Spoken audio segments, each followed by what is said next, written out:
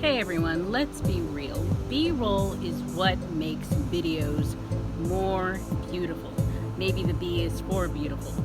It's an excellent way to enhance our stories, whether it's a narrative story, documentary, news. Let's explore the world of B-roll and what it's used for and how to do it. It's the video which establishes your story. Maybe your location, sets the mood, gives a point of view, gives a sense of weather.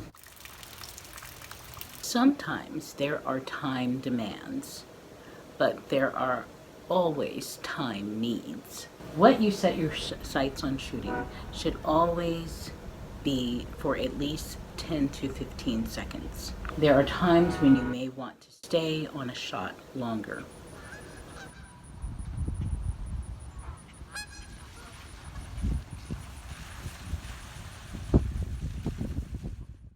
Cutting away with B-roll allows for viewers to avoid boredom visually. Now that we know what it does and what it is, let's explore some tips on how to shoot B-roll. Shoot from different angles. Get a wide shot, get a close-up, get POV shots. POV are point of view shots. Remember, it is always best to have more B-roll than less B-roll, where everything that you've shot is meant to contribute to the story.